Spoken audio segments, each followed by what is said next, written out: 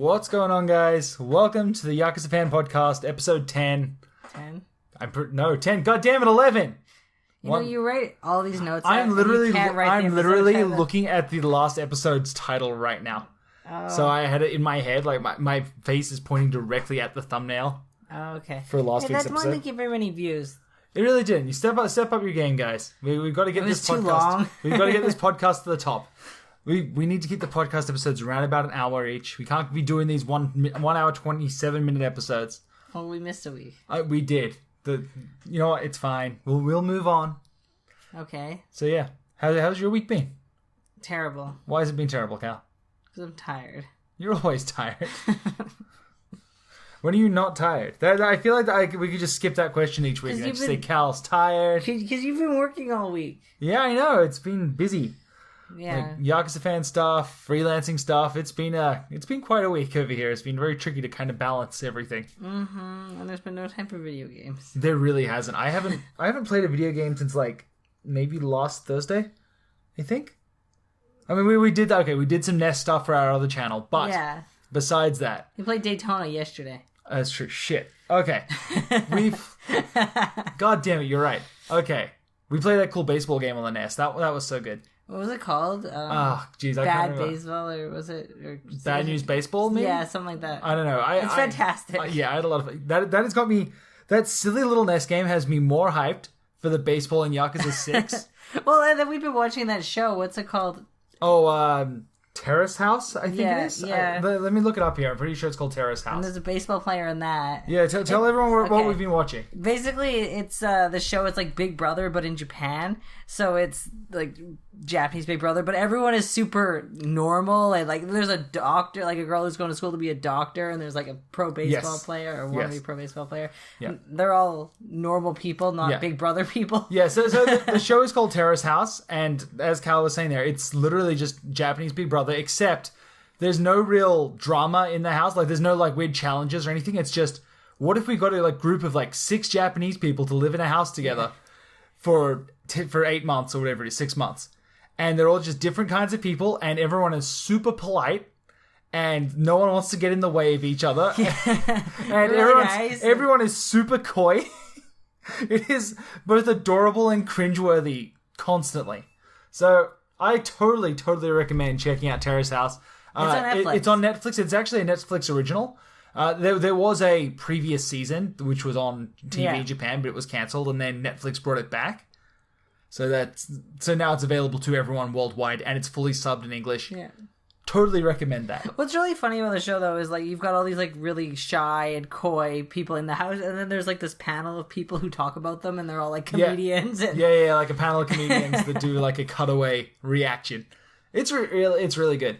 The other one that I recommended this on Twitter to check out was it was like Tokyo something stories. Oh crap, Cal, what was it? I don't know. Tokyo. The one I started watching without you and you got all butthurt. Well, stop watching shows without me. What was that one? I'm going to watch The Crown without you. That's fine. I already told you. I already know how The Crown's going to end. I know exactly what's incoming. Queen. Yeah. I mean, there's not a lot of spoilers you can give me for The Crown. I'll be perfectly honest here. I know. I looked it up on Wikipedia. A bunch of stuff about the royal family. I can't believe she became spoilers. Yeah, here we go. It's Midnight Diner Tokyo Stories. That's another show that's kind of a continuation series, but it's now got the budget being paid for by Netflix.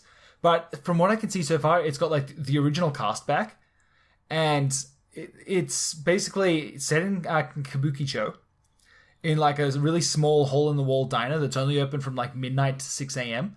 And the whole show is about people who come into this diner and interact with the owner. And then it kind of follows their lives, what they did during the day and how they interact with each other. So imagine a series based around a restaurant in the Champion District in Yakuza.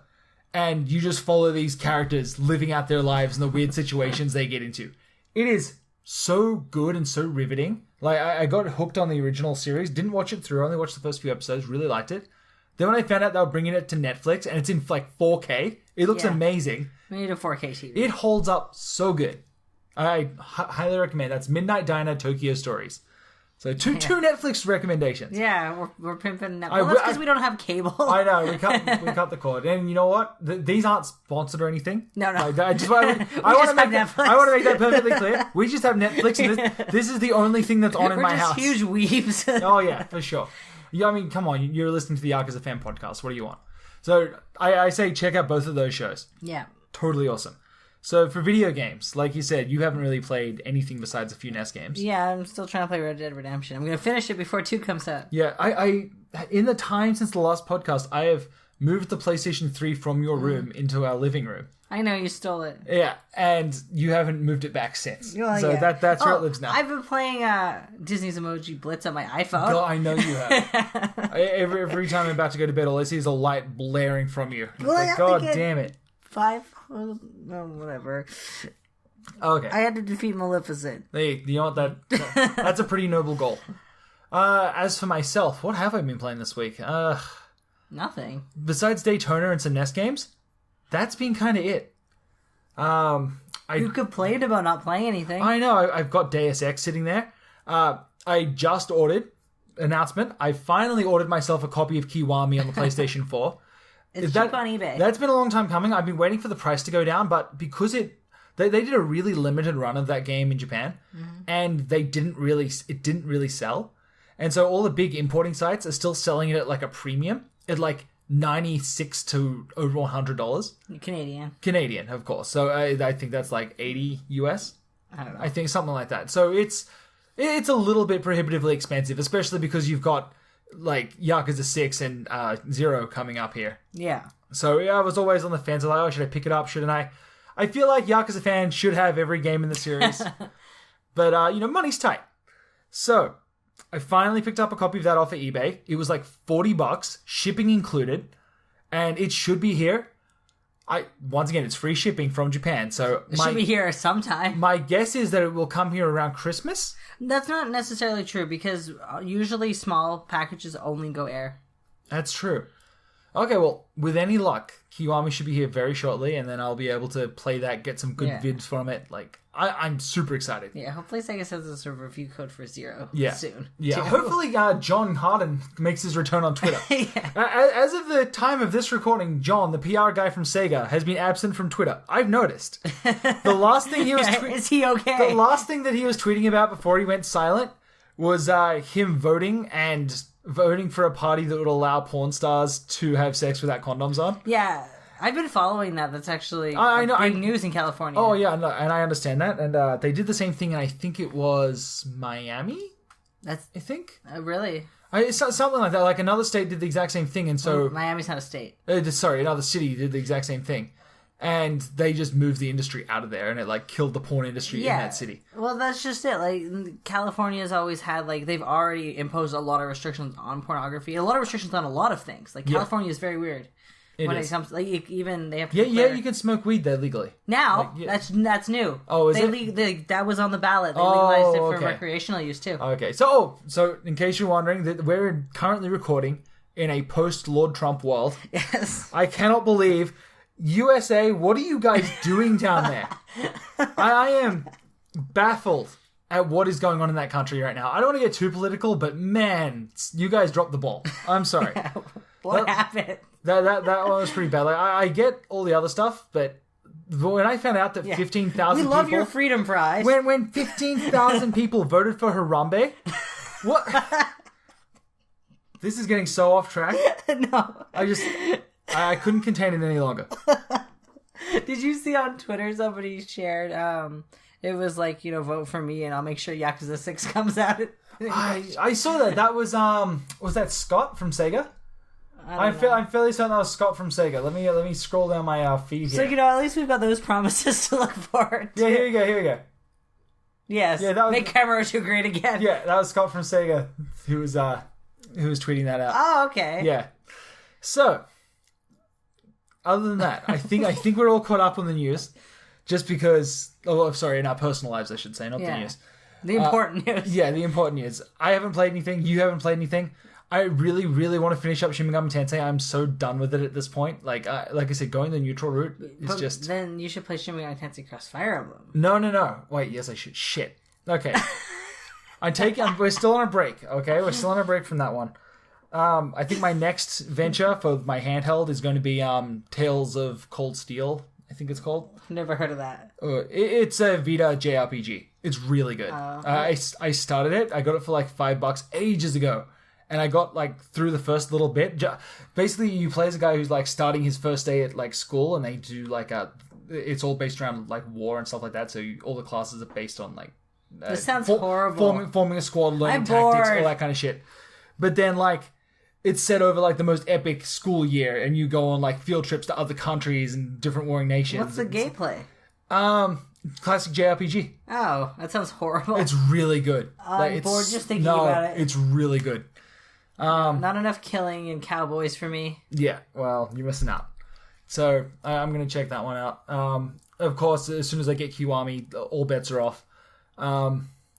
I'm so looking forward to playing through Yakuza 1 again. I've been making my way through Yakuza 1 HD again. We should do some videos. We will definitely do some videos when the time is right. We should do a Let's Play. We will definitely do a Let's Play when the time is right. Maybe of Kiwami. That would be good. Yeah. That will be interesting. That would be... yeah, we don't remember what to do and why. You know what? We have the guide, though. We have a guide, and I know that Patrick, actually, his original Yakuza 1 guide, this is taking me back to when I first played Yakuza 1.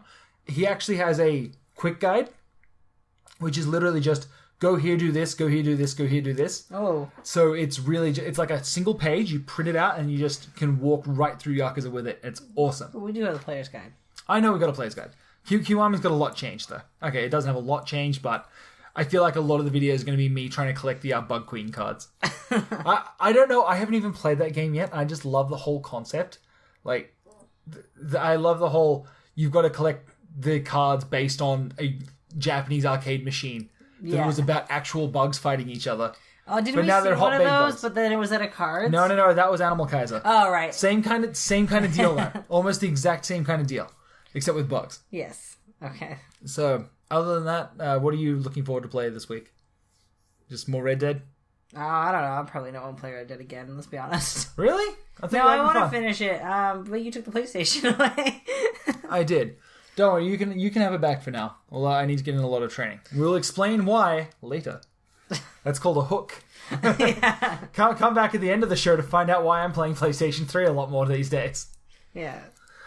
Okay, so let's jump straight into a correction that I got on Yakuza Fan last week. Okay. No, sorry, not so much a correction, but a fact that I never really considered when we were doing last week's episode, and it's got to do with why Kiryu would go into like a net cafe to look at hot babes online. Right, we were talking about this, how creepy it is. Like, exactly, how do weird it in your own basement like the rest of us. Exactly. Now, what we didn't stop and think about is the different culture over there of most men and most people living at home until they get married. And so there really isn't that kind of privacy, especially for like a middle-aged man to go, out. Yeah. So, of course, going out and oogling babes in the hotel, or like in Zero, you can go to you can go look at the TVs to see the hot babe videos. Yeah. Like, of course, that makes a lot more sense when you think about it in that context of there is no privacy. Especially when they didn't have very big houses, right? Like, you couldn't have a bedroom to retire to necessarily. Exactly. So a lot more gets pushed outside the home, which makes a lot of sense. So, shout out to my amp goes to 12 on Twitter. Yeah. Everyone go follow him and say thank you. Because, that was an interesting fact. I never even considered that. Yeah, well, we live in, like, pretty big houses. Oh, yeah. Exactly. So... I was happy to know. I'm glad I got closure on that. So that's something to consider. But Kiryu doesn't, like, where does he live? Right now, I imagine he's just getting out of prison. Mm-hmm. So he doesn't actually have a house. So he's probably going to be using New Serena as a hideout again. Yeah. Which kind of says all you need to know about. Yeah, his privacy level. Yeah, exactly. I mean, even in Yakuza 5, he was living with a girl. Right. The whole time. They definitely weren't screwing. They made a point of saying that. Yeah. Like, she kept trying to put the moves on him and he wouldn't have any of it. Yeah, so I guess maybe that... Yeah, I never really considered that. So it makes a lot of sense, right? I imagine he's probably living with Nishiki in Yakuza... Yakuza 0. Oh, so why would he need to leave the house? Yeah, right. Anyway, so I'm happy to know that. Okay, let's move on. Where should we jump into next? Let's look at our notes. Well... There's Okay. a bunch of news that happened. Well, where should we start? I think we should start at the top, just at the start of the week. Yeah. Sega had the special 1 month before release special stream. That was the title of the live stream. They write titles like you do. Oh yeah, it's very, very long. It started at, was it 6 a.m. our time? Yeah, it was pretty early. So it wasn't not as bad as I thought, but just late enough to where I needed to get my kids to school like immediately after. Yeah, it was pretty chaotic. So it's like I'm trying to pack lunches, and at the same time I'm like listening to to Nagashi go on and on about God knows what. It was like, oh, okay, here they're talking and we can't understand them, so let's get some stuff done. Yeah. Let's book it to the counter, cut up a sandwich. Oh, more gameplay on screen. Run back over. So that was an interesting way to do things. So I know we kind of teased it last week that they were going to be doing some big announcement on the stream. And a lot of people kind of confused about what that announcement was because they made it sound like it was going to be a big announcement. Yeah. And what it ended up being... Classic Sega overhype. Pretty much. Literally, it was... they are going to be doing a Ryoga Gotoku live action series. That's a big announcement. It's kind of cool, except that they didn't tell us anything else about it, except that it is a thing that exists. Or will exist. Or will exist. They're going to be talking more about it at SEGA Fest 2016. That's in November 19th. Okay, so that's really soon. So we should learn more about it then. We don't know anything else. We don't know if it's going to be a movie. We don't know if it's going to be a TV series. We don't know. We know it's live action and really good. Yeah, that's all we know. I am going to be furious if they tell us the story of Yakuza 1 again. Yeah. I don't want to know that. Every single piece of media that we get seems to be about Yakuza 1. Which is a great story. I guess it's because awesome. they don't know where to... If you pick a later story, you can't really start it. Okay, I will give it to them, do the J-drama, but make it 12 episodes and each season is a game. You can milk that for 6 years, you'd be golden. Like, even 7 years, even throw in 0 at one point and go back and they're kids. Yeah. But that's the way that I would want to do it. The other idea that I had that I think would be awesome is a little bit more like my Forging the Dragon series. Yeah. I would be so happy if the J-drama wasn't about Ryoga Gotoku. It was about the making of Ryoga Gotoku. And it was just all of the devs trying to get the game made. It was a live-action J-drama set in Sega. Fantastic. And it's, starring Nagashi and Yokoyama and Kikuchi. And it's got actors portraying them. And they're all trying to get Yakuza 1 made. Yeah, I'm in. How fucking sick would that be? That would be amazing. That would be amazing. That's not what it is, I'm sure. Yeah. But you know what, Sega, if you want to talk, I've got some good script ideas. I can let you know how Yakuza 1 was made. Probably have some I probably have more knowledge. Yeah. You're an expert. Oh yeah, you don't understand how much I fret over those scripts. And then I give them to you and you're like, this is bullshit. What is this? This is terrible. Yeah, you're my Saishu Hase. Thank you. There was a line I quoted to you actually from it. Yeah, it was. It was like, where did you find this quote from me? It was. What was it? Perhaps the person who wrote this script is not taking writing seriously enough. It's like, oh man. The worst part is I then had to go and put that into Premiere and put a quote card up for that, and I'm like, oh man, while I'm listening to myself read that part. Oh, that was the worst. I found some great photographs of Hase to use. Yeah. Did I actually show them to you? Let me. No. This is a visual thing. I know it is, podcast. But like, someone did like a expose on him back in in 2002. Okay. So these are just like good promo shots that they used in the magazine. Who is he? He's the famous author Saishu Hase. Oh, okay. The guy that was the script supervisor. I can't remember all their names. That's okay. I only remember his name because I've been working on this episode so hard. Oh, okay. He's half the episode, right? Yeah, well, in the other half we were talking about tattoos, right? Yeah. So yeah, there's this one, and then as it goes back, like the shots just get more and more. They're like here shots. Yeah, like here he is standing against a wall, looking cool. Here he is standing outside like some traditional restaurants, looking cool. And then here he is dancing with a bunch of geishas. Excellent. And you go back even further. Oh, he's in an exotic strip bar. Like, it's not obvious, but if you read the sign in English at the top, he's in a strip club. Then you go back one more. And it's just girls. And is this one in Forging the Dragon? It is. You put this one in? Oh, yeah. It's him looking at a bunch of girls, but he's not in the room. He's on a TV screen. Oh, that's him. Looking at the girls. Okay, so please be excited for this picture. It Like, is and worth they're all standing around in their panties. There's another one that I couldn't use, but it's him getting a piggyback from a topless girl. He's got this big grin on his face, and he's taking a selfie of himself. And this poor girl has him on her back, big frown on her face, tits hanging out. Where is that picture? Oh, it wasn't going in. I don't think I can get away YouTube with doesn't that one. allow that. It was also really, really, really small. These ones are like pretty good sizes that when I blow them up, they're going to look okay. They're going to look passable. Yeah. This other one was like teeny tiny. But it's just like, what is going on? What is this man's life? Who took these photos? Like, why is this a photo shoot? I don't know. I thought it was just so funny. I don't know. I had fun writing about tattoos. I wrote and then took it away. I had to cut. And cut my writing. There was like at least 3 minutes, I think, of tattoo stuff that I had to cut because it was like, Cal, this doesn't even relate to the series. There was not 3 minutes. There was one sentence. Why are we talking about King George? Hey! Have you been watching The Crown again? That might be true. Let me tell you guys a story. Since it can't be in Forging the Dragon. Okay, story time with Cal. So I was researching tattoos, and we were talking about the history and what the stigma is behind them in Japan, and they were banned for a long time, like in the 1800s or whatever. Yeah. But people used to still come over to Japan to find these tattoo masters and get tattooed, and one of them was King George V, I think, and another one was like some Russian king. Yeah. So I just thought it was interesting that all these people had these sick tattoos that I didn't know the about. traditional... They're really cool, like the traditional Japanese tattoos. Yeah, not like a big one up their back or anything though, right? Just like a little, like a smaller one? Yeah, a smaller one, but still a good sized one. Okay, but like I can't imagine King George walking around with like a big dragon across his back. It's not like he takes off his shirt. I understand that. No, but it's still a good size. I think his is a dragon as well. Awesome. Apparently, Winston Churchill's mom also had a tattoo. Interesting. I didn't know women were allowed to get tattoos. I'm pretty sure anyone's allowed to get a tattoo. I mean, well, back then, maybe not, but yeah. still. So yeah, look forward to that. Speaking of which... when is that coming out? Now that we're hyping.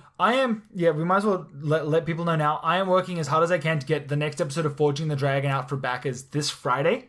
Yeah. I'm going to do my best. I'm going to be working long into the evening a few nights here, so... You know, there's some rough patches. I delivered that script to you last week. I've been trying hard to get it done. I have done, I think, 2 out of 10 minutes. And, like, it takes a surprising amount of time to find the footage that matches up with the spoken word. These are a lot easier because there's less happening per episode. Like, it's basically talking about Saishi Hase and his influences and then talking about tattoos. And luckily because both of those things are very easy to talk about, there's a lot of imagery that goes along with those that I can just pull up. And the character design, too, there's lots. Exactly. I've actually got footage of Hirotomo doing the tattoos on a piece, like a big piece of paper with Kiryu's wireframe model printed out on it. Oh, that is And it's really him cool. drawing the tattoo directly onto Kiryu's like body frame. Oh, that is awesome! Right? Who took this video? It was a behind the scenes video for Yakuza they did like years ago. Like it was, I think, only like a 2-minute video, and half of it focused on Saishi Hase, the other half was on tattoos. And it's a very small amount of footage, but they actually do have some really good stuff in there. They've also got some really good footage of the stunt work, like the mocap. Yeah. And it's very brief though. It's like maybe 20 seconds, but they show you like a shot by shot comparison of, you know, someone like jumping off a table and shooting 2 guns in game. And then them showing the mocap of them actually doing it. And he's like attached to a couple of wires. Well, that was kind of all the rage back then, was showing the mocap, wasn't it? Like that was something people loved to show off. Yes, but I feel like it still is. Like mocap is still so important and so well used. I mean, that's why we're in the middle of a writer's strike, right? Yeah. Like most people, I don't voice actor strike. That's what did I say? Mocap actor? You said writer. Right. Oh, sorry. I meant voice actor strike. I don't think most people know that the voice actors, especially in the West, do a lot of the mocap as well. Yeah. But they only get paid a flat fee. Like they don't get paid extra for doing that extra work. They get paid. They get told, we're not. Basically, they see a job for something. They don't know what it is, and they won't know until the embargo is up. And so the company goes, okay, we want you to do this role. It's roughly going to be this, probably, maybe, they might tell you, it's going to be this many hours. And then that's it. Do you want to work for us? And then you sign on, and then you get your NDA, and then you find out what you're going to be doing. which That's crazy. yeah. Like, you can't, like, I don't want to play Hitler. Like, I mean, not even come down to. Not even that. It's more like, we're going to be working this schedule, 8-hour shift. We're going to start with these scream takes of you, like, falling off a bridge, and then we're going to do the rest of your lines later on in the day. So you've got these voice actors who have no say in the production, doing all this heavy, screaming, hardcore voice work at the start, and then having no voice for the rest of the day. Or I was reading through some of the horror stories. Some of them, like, are coughing up blood halfway through the day and are expected, if they want to get paid their full sum, to continue through. That is absolutely It's insane. nuts. And that's not including the ones that also then have to go and do the mocap at the same time. Yeah. Like, I understand why they're pushing for what they want. Well, all they want is, like, some kind of reasonable employment standards. No, they want reasonable employment standards. They want to be able to know what the role is for. That is crazy. I think that there is absolutely no excuse for them not knowing the role. Have them sign an NDA before they tell them, sure. Yeah. That's fair, but... Yeah, exactly. But before you sign anything? Yeah, I totally agree. So, basically, they want to know the roles before, like, ahead of time, what the schedule looks like if they were to agree to join it. They also, they want better conditions. Like, I think right now, the company, the lawyers that are representing the big game companies that want to kind of screw them over, have said that, here's what we're going to offer. We're going to make sure that there is lots of tea with honey in the voice recording booth and water. Yeah. And they're all like, no, that's not good enough. So you can't scream for 8 hours. You just can't do that. That's physically impossible. Yeah. So they're all on strike. I don't think realistically, it's probably not going to affect the Japanese game industry, especially the way that Riga Gotoku Studio handles their mocap. They do their mocap separately. Yeah. Like, they have different stunt actors do all the bodywork, stuff like that. And then when it comes time to animate the face, they get the actors in and they sit them down in a chair and they use, like, high-end cameras to digitally map their face. And they basically just sit there and do the mocap while they record it and then digitized. Yeah. They don't do all the physical stuff. They don't do any of the stunts or any of the other shit. That's all done by a professional stunt team. So, yeah, the voice actor strike is on. I understand why they're doing it. I never actually said. What they want is they don't want a larger paycheck. They've been offered a larger paycheck. That's on the table from the game companies to offer them. They're just trying to pay them off. What they want is royalties if the game sells up to a certain amount. So, it's not even that high of an amount. Yeah. It's just, it's enough that once the game hits this much of a sales milestone, they get paid out this much money. Okay. Yeah.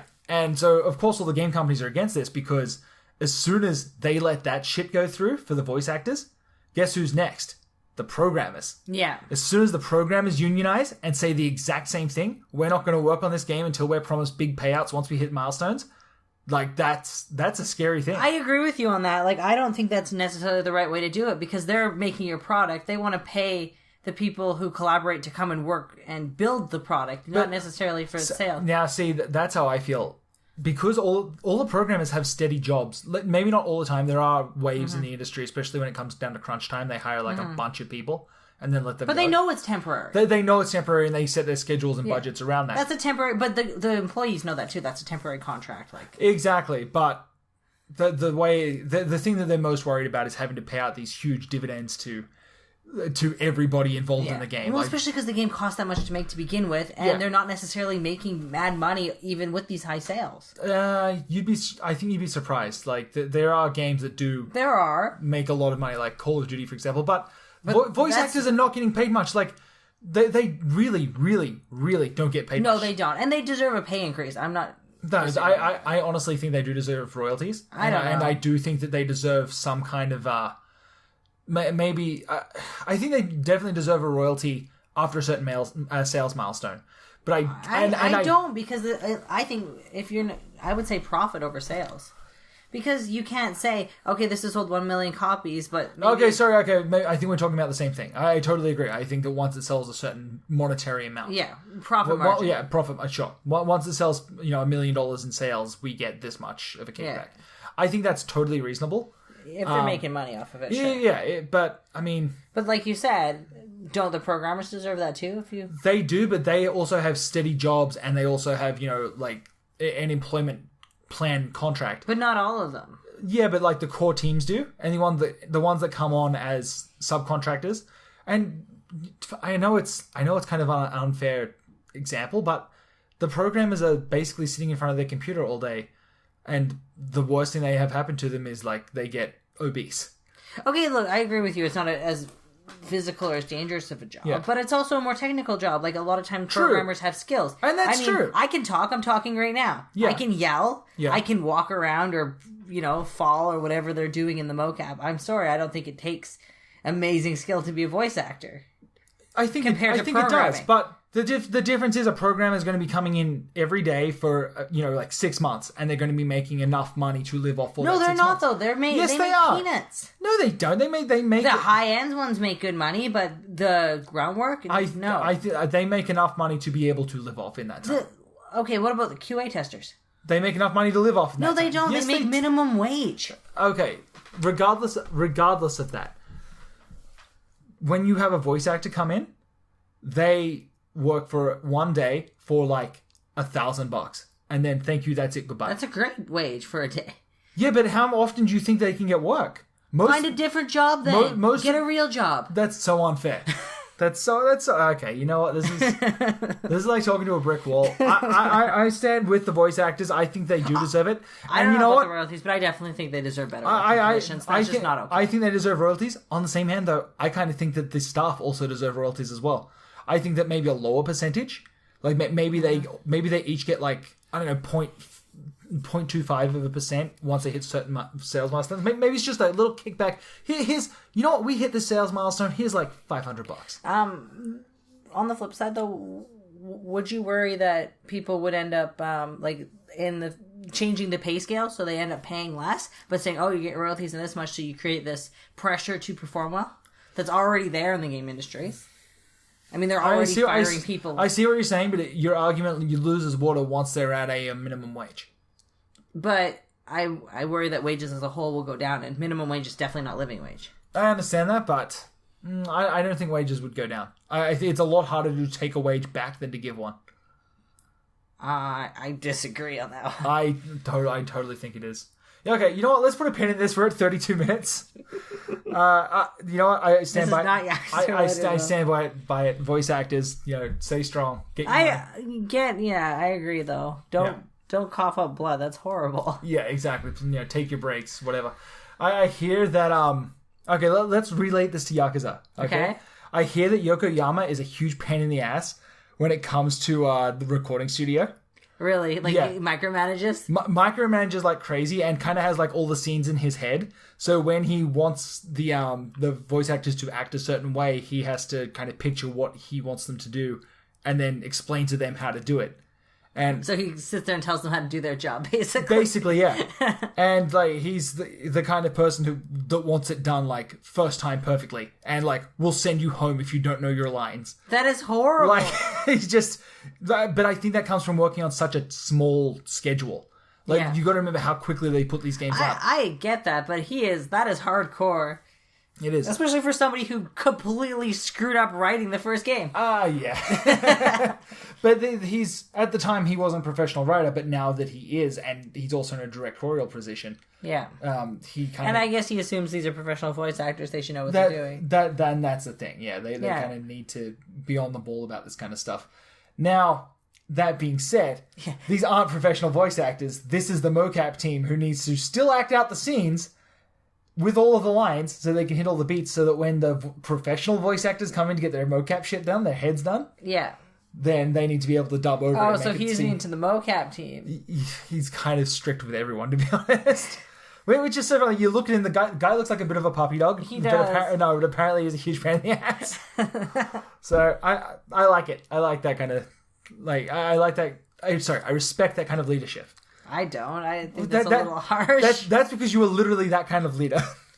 What? You would send people home if they didn't know their lines. If you told everyone, come to work tomorrow and make sure you guys know your lines, and they didn't, you'd be pissed. It's true. Maybe they should find a different job then. Yeah, exactly. Say the same thing about the voice actors. Yeah, exactly. See, you guys are the worst. Yokoyama. Yeah. Yeah, but at least he can get a job writing. Yeah. Anyway, so back to the Riga Gotoku 1 of the month before release live stream. Okay. The other announcement they had is that the day before Yakuza 6's release, they're going to be doing a live show where they're going to show the final trailer for Yakuza 6. Oh, awesome. It's going to be at a small theater in, I believe, Shinjuku. Yeah, Toho Cinema in Shinjuku. Okay. There's only going to be allowed 66 people to come. Why 66? For Yakuza 6. Oh. Obviously. And if you're in town and you want to go, you have to go and like apply online and hope you get in. Oh, so it's a contest. I as far as I can tell, yes. Okay. So that was the other big announcement. But I mean, like that's so. And you know what? All of the cast are going to be there too. But that's so limited as to who that affects. I know, but at the same time, like I could go and meet Beat Takeshi and Takai Kurata. Yeah, but you can't go because only 66 people can go. I might go. I might have the chance to go. Yeah. That's so terrible. You know, I think that, you know, I think we could. Are they doing like signings and letting people meet them and like handshakings and stuff? Or is it just them on stage? I honestly don't know. My guess would be they're going to be doing autograph sessions. They usually do at these things.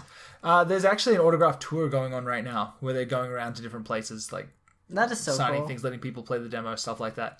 It's really not heavily advertised. They announced the schedule at the start of the month. I don't know if I actually put it online, just because it's like, I tweeted it out and said, none of you guys are in Japan. Yeah, I tweeted out, I was like, hey, anyone in Japan right now wants to go see Nagashi get some shit signed, go here. Here's the list. Yeah, but I mean, most of our fans are not there, so. Yeah. Most of them just kind of want to know what's up. Now, with this 1 month before live stream announcement, I've got a bone to pick. And I was on Twitter the other day bitching about this exact same thing. And it's websites that use Yakuza and Riga Gotoku interchangeably. Everyone always asks me, why do I always switch between the two? Like, why am I always, whenever I'm talking about the Western series, talking about Yakuza, I say Yakuza. When I'm talking about something happened in Japan, I say Riga Gotoku. It's for the simple issue that every time that I write a headline and I use the word Yakuza in it, people assume that I'm talking about something for the West. And that is the same across every single blog. Like Kotaku does the same thing, Gamatsu does the same thing. And all of them say, you know, Yakuza live stream, big announcement incoming.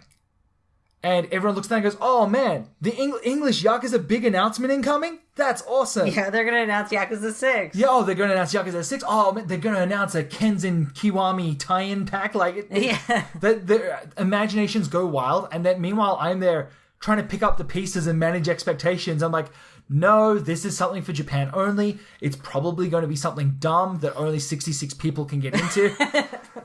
Like, these announcements so very rarely affect the English side of things. Like, anything they announce on the Japanese side so rarely affects anything that happens on the English side. Yeah. The only time I think that they've ever crossed over that I can think of is when Nagashi was at E3 this year. And when Gio Corsi interviewed Nagashi and Yokoyama. Yes. I don't think that I don't think Yokoyama knows that there's English fans. I'll be honest. No, I don't think so. so. It's so bizarre to see. Like, I don't know. He liked your tweet. He did. That was the highlight of my week.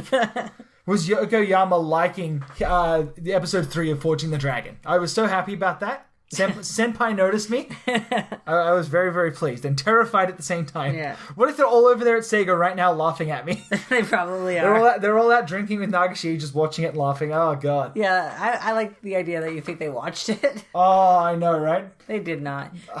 So, but yeah, you use Yakuza and Riga Gotoku. You try and be careful. I try to be specific. Whenever something's happening with Yakuza 6, it's literally just like gameplay or a video, something like that. Sure, whatever, Yakuza 6, because we're all going to be playing that same game eventually.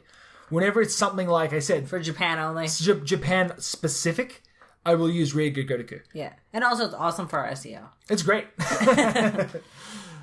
So that's kind of my reasoning there. Now, topic number 2. We also had the Darts Live tie-in, which wasn't actually announced on the official website. They announced it at the that big tournament they were holding in Japan. Yes. And it's not actually on the Riga Gotoku 6 official website, but they announced like this big tie-in with Darts Live. This is the best tie-in. You get official themes for the Darts Live machines in real life. Yeah. Once you hit certain points bonuses.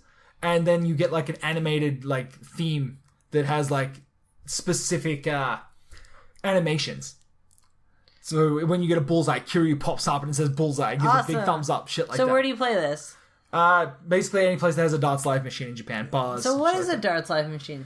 It's basically just a darts board that keeps score and plays animation. Okay, you know when you go bowling? Oh, okay. So and you get a strike and it pops up and says strike and plays a little animation? I love that. It's the exact same thing but with darts. Oh, that is so satisfying. You can tie it to like a card.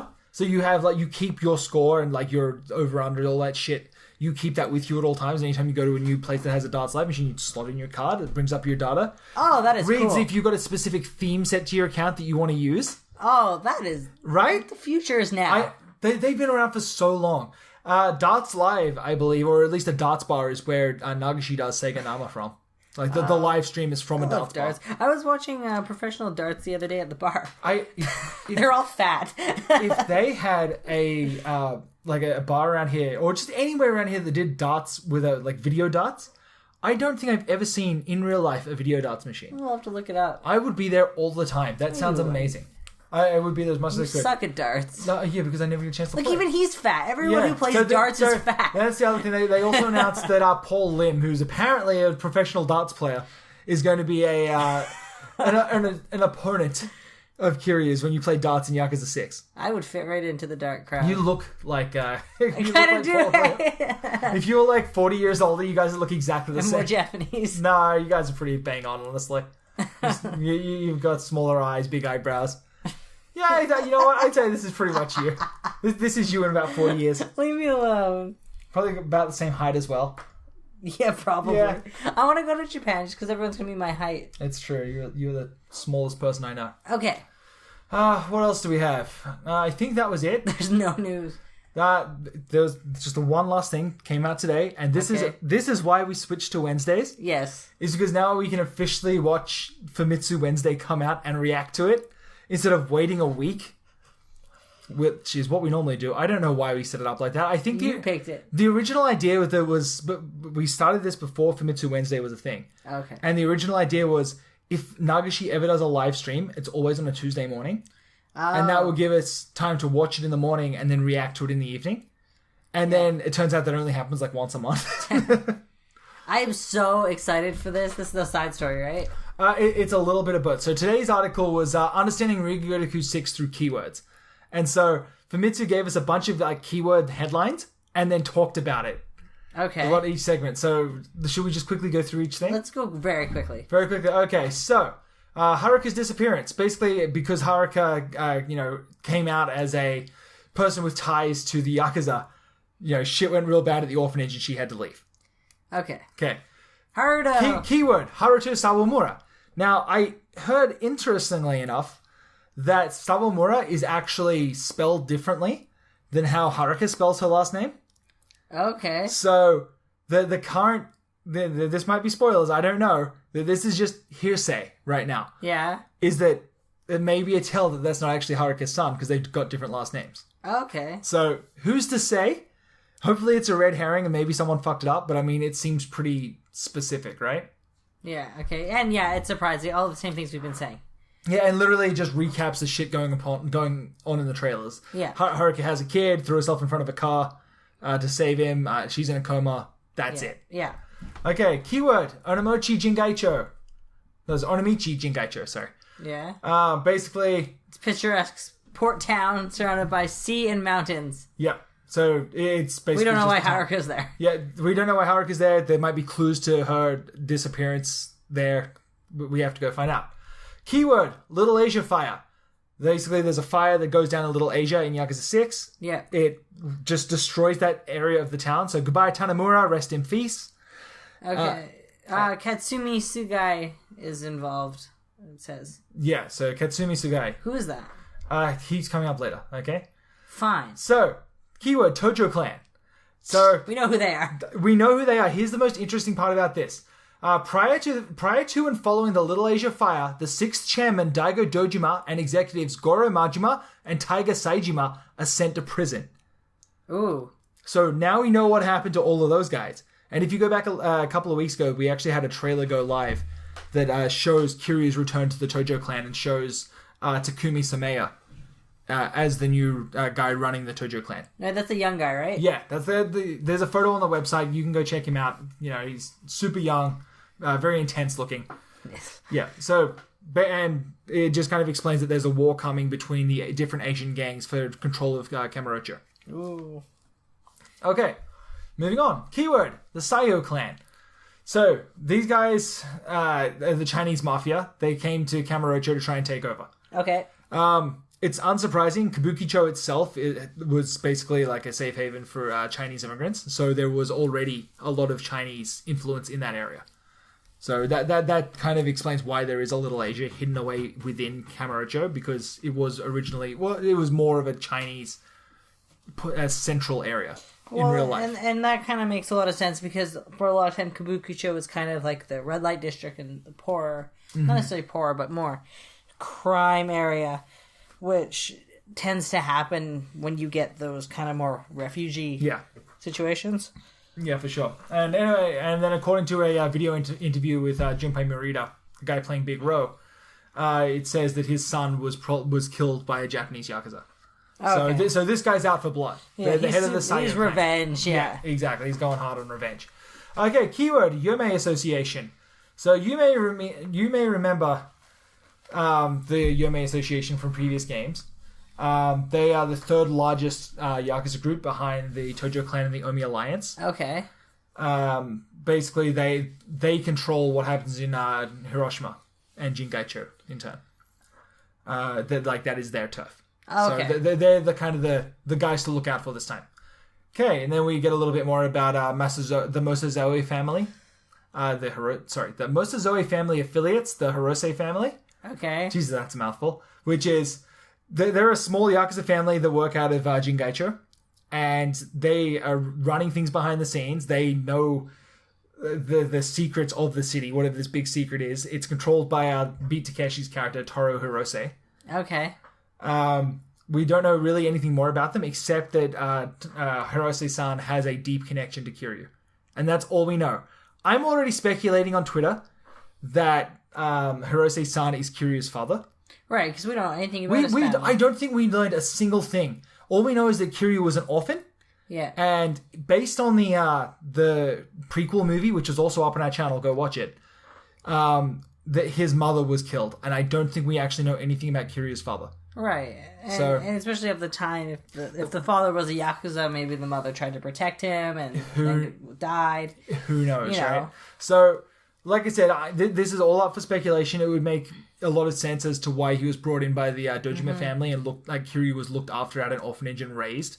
Like, if he was the son of another Yakuza. Yeah. I think it was kind of always accepted as canon that Kiryu's parents were killed by the Dojima family, or they got involved. They were, I think, supposedly innocents that got caught in, a turf war, and because of the sense of honor, because they killed the parents, the Yakuza took care of the kid, and I think that was always the generally accepted canon.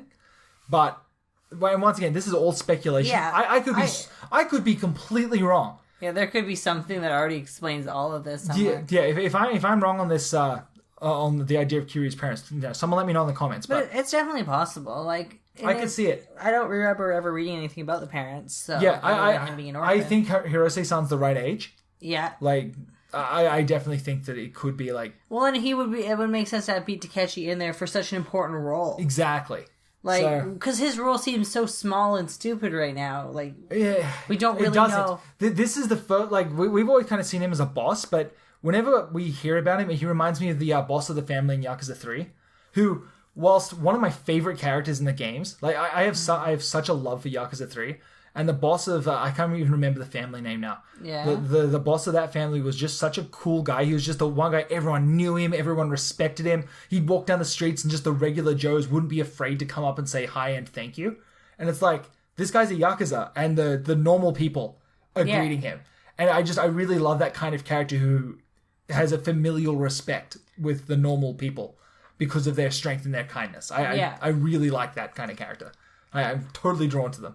That's why I love GTO so much. Everyone go read GTO. Great Teacher Onizuka. That is the best manga series I think I've ever read. Nothing has topped it yet. Okay. Moving on, the Koshimizu family. So, oh my god. They are... Let me just quickly read up on this. This is so hard to...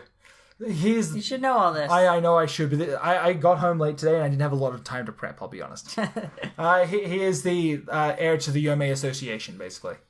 Yes. Big badass. He's going to take over and show his power. He's basically out swinging his dick around.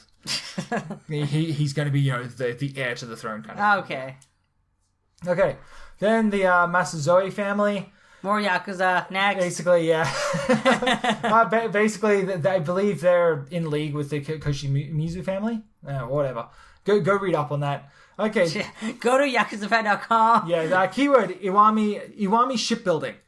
So this is a global shipbuilding company out of Onomichi. As far as I can tell, I can't tell if they're actually run by Yakuza. I don't think so. How are they relevant? Who cares? I'm sure they will come into play. Yeah, but why somehow. are we talking about this keyword? This is dumb. Next. Because it's going to be a big deal in the game.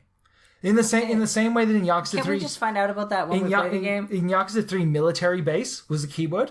And that was like the driving force behind the whole story. True, but these keywords are so the fact that Iwami stupid. Shipbuilding was mentioned at all says to me that the shipbuilding company is going to be a big deal. I agree, but why tell us this? Yeah, I know. Anyway, and then keyword, Onomichi secret. So there's something shady happening in Onomichi. Yeah.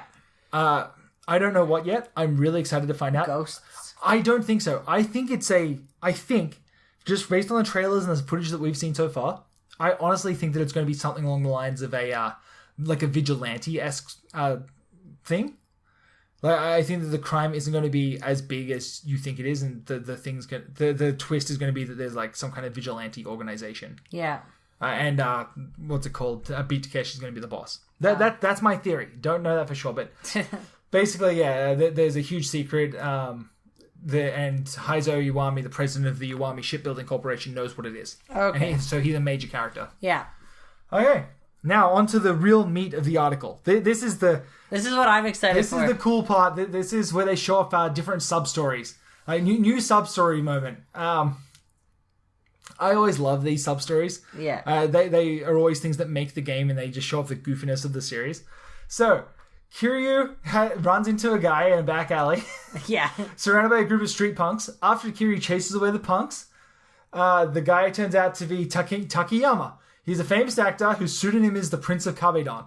Now, do you guys know what Kabedon is? For those of you that don't know what Kabedon is, that is, you've probably seen the GIFs going around. It's when like someone's back is up against the wall and there's someone who puts someone moves in quickly and puts their hand above them and stares down like what's the term I'm looking for here? Like just deeply or sternly into their eyes. Yeah, usually it's deeply. Usually it's... No, I know I say deep. Usually it's romantically. So it's so. It depends where you're looking. But it's that up against the wall, hand above their head, like looking down at them. And yeah. So this guy, his whole thing is that. And he decides that he's going to teach Kiryu the secret art of Kabedon. Yeah. So after Kiryu works out how to do it, and he gets taught how to do it, he then goes and tries to do it for himself. I cannot tell if that's the crossdresser. I was gonna say that looks like, is that a guy, a girl, or a drag queen? I'm pretty sure it's a drag queen, but I can't tell if it's the same one from Yakuza 3 and Yakuza 4. Michiru. He looks young. I thought Michiru looked. Michiru or whatever was more done up. True, but I mean we've come a long way since Yakuza 4. I know, but where's your wig? Hey, she can have multiple styles. This is a pathetic drag queen. We'll see. Here we go. Oh, here we go. You know what? If I would have just read a little bit more. As I said, I'm really underprepared this episode. So, having only just learned how to Kabedon, Takayama has Kiryu try it out on a drinking buddy of his, a crossdresser called Kamaishi. Having skillfully made Kamaishi's heart tremble, Kiryu leaves the bar triumphantly, but then finds himself in even more trouble. I always find that crossdresser stuff so problematic. I am totally okay with it. I'm okay with it, but it's like... I find for the most part they're surprisingly respectful. But why are only the crossdressers the gay ones? Do they understand the difference between like trans people and crossdressers? Because cross-dressing is usually a performance. I see the path you're leading us down here. No, but just drag is a performance, typically. True. Except for those weird clubs in Japan. But there are a lot of men who wish they were born women and vice versa. Exactly. And there are a lot of men who like to wear women's clothes. I mean... It's... that's what I'm saying, though. It's so complicated. Like, yeah. There is a great documentary by Vice with... it's hosted by, I believe, Ellen Page. yes, it is. And she goes around Japan to, like, all the different gay bars and cross-dressing bars, things like that. Yeah. It is a super interesting watch. It is so interesting. She was traveling with a gay friend of hers. And yeah. I totally recommend checking it out. Go to Vice. Yeah. Just look up Ellen Page documentary. It's Vice. really, really, really good. And it's just, if you guys are interested in gay culture in Japan or even cross-dressing culture, check it out. Okay, let's move on. I'm excited to cover it on. I hope that... Here's my hope. That these turn into emotes we can use during the game. Or he learns a heat action. Yeah, I was going to say that would be a great heat action. Now, what I want from this heat action, here's how I want it to go. Kiryu's fist fighting with some guy. He's up against the wall. You go and you activate your heat mode. Kiryu winds up his hand for a super hard punch. The guy cringes and closes his eyes. Cuts for a second. The guy opens his eyes. Nothing's happening. He looks around. He's kind of scared. And then the camera pans out. And Kiryu's got one hand against the wall. And he's staring down intensely at the guy. And the guy just looks up and just goes, "Oh, Kiryu-chan." And then just goes weak at the knees and faints.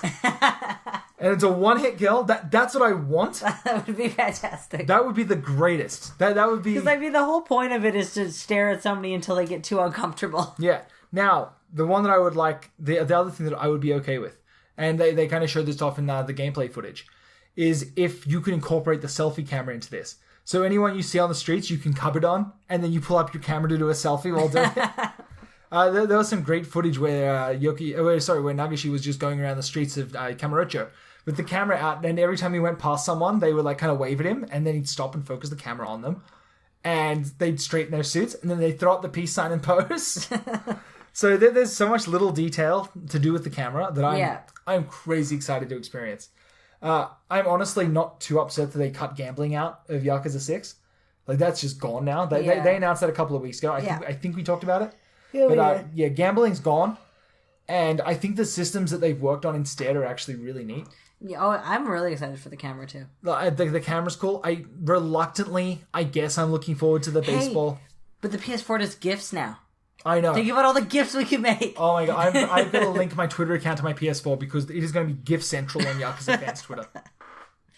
Oh Jesus, what else? So, they have they talked about doing trouble missions.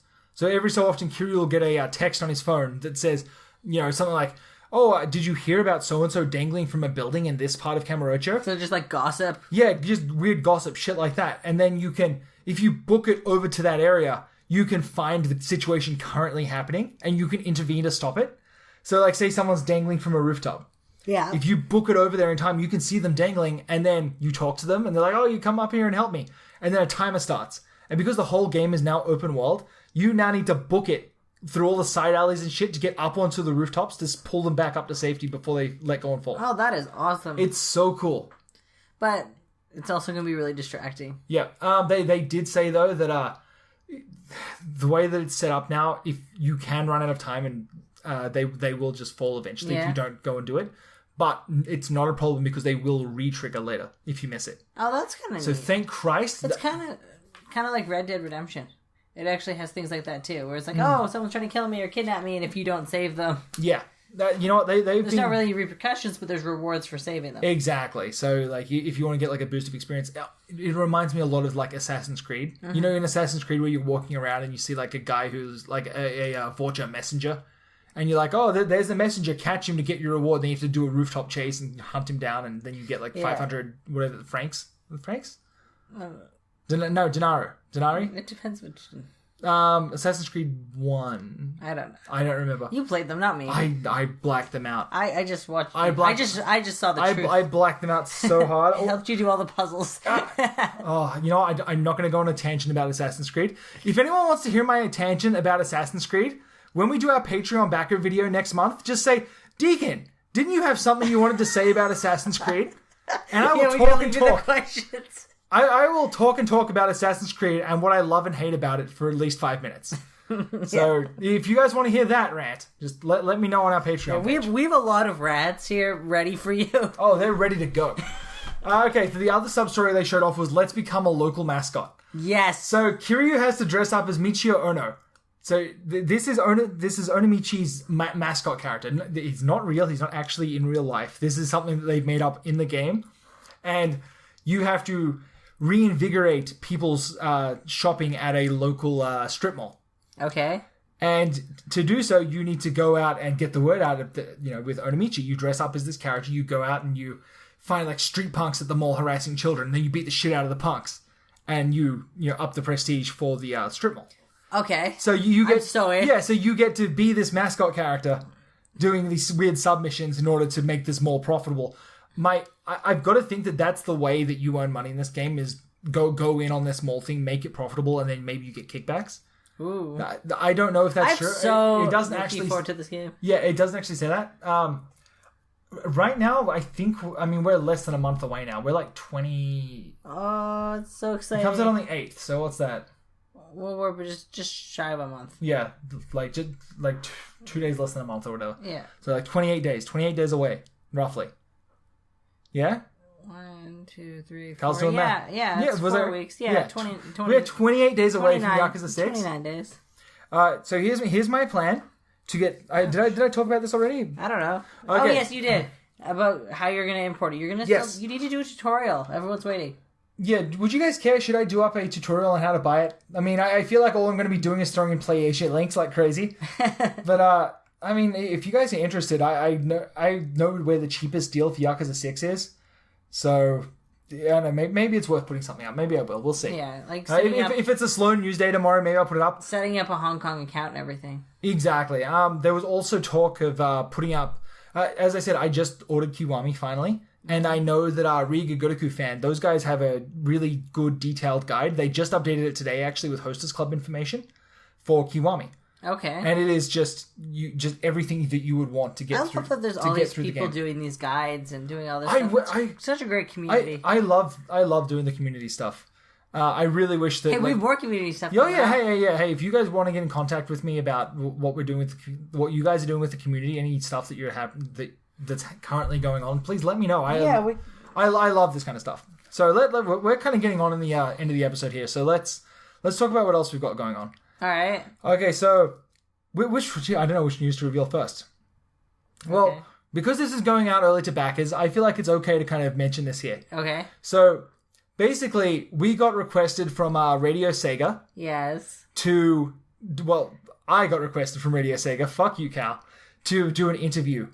Hey, they don't know. I read the message. You know what? So at some point I will likely be doing an interview with Radio Sega about Yakuza and the fan community, stuff like that. So I'm super excited. That is so exciting. Yeah, I don't know if I'm allowed to announce this yet. I don't see why not. We're both fan sites. We're gonna make this. The worst case scenario is they tell you no and we look stupid. Yeah, it's like, I can't believe I told everyone and ruined it. But I'm really looking forward to it. So that is the first thing that we're doing. Is this interview? We're probably going to do it sometime next week. So yeah, work that into your schedule. Yeah, I know. Oh man, my schedule looks like it's crazy right now. So I'm going to work on that. The other thing is we've been asked to host a entire radio programming block on Radio Sega. They have like some fan. They've got a community central event coming up where they're asking different communities to host live radio programs. Yeah. So we don't know when this is going to be. Yeah, we're not sure when this is going to be. I think they said it's over a weekend, but I can't remember. I can't remember exactly what time either. So me and Cal. Yes. We're going to be your DJs. It's going to be... Oh, this is going to be so great. It is going to be magical sound shower around the clock. Yeah, don't expect all Yakuza music from us because we are huge, long-time Sega fans. Oh, yeah. Like, Sega music is, like, my favorite music. And when everyone thinks of the Mario theme, no. I'm thinking of the Chemical Plant Zone. Yeah. Like, I am... It is a good piece of music. It's so good. Oh, man. No, the best piece of music is, like, not the Death Egg, but, like, the Robotnik song in in Sonic 3. Like, oh my god, it's so good. Yeah, so we grew up Sega fanboys, not Nintendo. Oh yeah, like we were into the Nintendo a little, but yeah, we're Dreamcast owners. We both got it at launch. Oh yeah, the Dreamcast was my life in 1999 through 2002. Like that's all it was. Like I wasn't playing PlayStation 2 very much, but man, I didn't even have one. Oh man, I was playing so much Soul Calibur. I had a Dreamcast and that was it. Not a huge fan of Sonic. Like Sonic Adventure, I wasn't a huge fan, but you know what? God damn, I love that soundtrack. Like like the Sonic Adventure soundtrack is so high tier. It's all vocal track. It's so good. What Knuckles' else? rap. Oh man, that's so good. God, you know I love Pumpkin Hill. No, not Pumpkin Hill. When you finish the game. Oh, no. I understand. But Pumpkin Hill. Oh, now I want to play Sonic Adventure. Maybe we will. So, yeah, that's super exciting. So, we're going to be doing that. We don't know when. We don't have firm dates. We don't know what. I don't even know if I get to pick the music. I don't know. I'm just so excited. This is so cool. Like we got asked to do something. I love working with other Sega fan sites. Like, just as I said, as a Sega fanboy, I'm over the moon about this. Yeah. Now, let's move forward again, because we've really got to wrap this up before I completely lose my voice. Last podcast. Was it last podcast? Yeah. I joked that... Was it the podcast, or was it our backer video? I don't remember. I think it might have been the podcast. At some point in time, I joked about finding a good working copy of Daytona USA. And that the PlayStation 3, and I believe the Xbox, but we're going to be talking specifically about the PlayStation 3 version. The PlayStation 3 version of Daytona USA has online 8-player multiplayer. So, I am officially announcing now that we're going to be doing the first annual Yakuza Fan Cup. For as long as Sega keeps these Daytona servers online, we will be running this cup. So there is no prize. Just to be clear. There is no prize. This is purely for glory. I will be making a video of this. So anyone out there who does have screen capturing capabilities and wants to participate, please do, and then record your part of the race. Yeah, so you can't sign up yet because we haven't made a page. By the time this comes out live for everyone on Friday, I'm going to do my best to get a sign up page going. For backers tonight, there's nothing yet, but I'm letting you guys know first that it's incoming. We're going to be doing Yakuza Fan Cup Daytona USA tournament. There is no prize. You have to pay for the game yourself, and I'm going to preset the time that we're playing. So this is maybe we'll make this a bigger thing in the future. Maybe I'll message John from Sega and see whether he can hook us up with. We already tried to do that, but he wouldn't give us any prizes. I know, but you know what? Or he wouldn't give us any codes because he said they'd all be expired. It's true. So it's such a hard sell. It's $10. Yeah, like the game. If the game was like $5, $2.50, something like that, everyone would be in. So if you already have it. So if you have a copy of Nagashi's racing masterpiece, Daytona USA, on the PlayStation 3, come over to yakuzafan.com on Friday and look for the sign-up form. And basically what I'm going to need is your I don't even need your real name, but I'm going to need your PSN. Preferably your Twitter handle and your PSN. I don't even really need your Twitter handle. I'll need your PSN address. Well, what we should call you, I guess. Yeah, and if you'd like to go by your name or a Twitter handle or whatever the case name is. Or whatever. PSN, whatever the case is. But that's going to be. You're going to have to friend Deacon on you'll have to friend me on the PlayStation Network. You know what? Anyone that signs up, I will send a friend request to with a message saying, "Hey, this is my account. Sign up." Blah blah blah. Right? Yeah. So, we're not making this easy for you. Oh, no. This is a huge pain in the ass for everybody involved. I'm not going to say the exact date that it is yet. It'll be sometime in December. Yeah. So get practicing. Daytona USA. Sign up on Friday. We're going to make this work. I don't know how yet. I am really excited. I'm trying to work. I don't even know. It depending on how many people, we're going to have to change this tournament around because there's only 8 players. Preferably, if only 8 people sign up, that would be perfect. Well, 7 people because you want to play. Yeah, exactly. I only need 7 people to sign up for this. If we get more than that, it's going to be a lot more work. So, please be respectful. There is... You're the worst person. There is no cutoff. Please don't listen to him. Sign up. Seriously, though...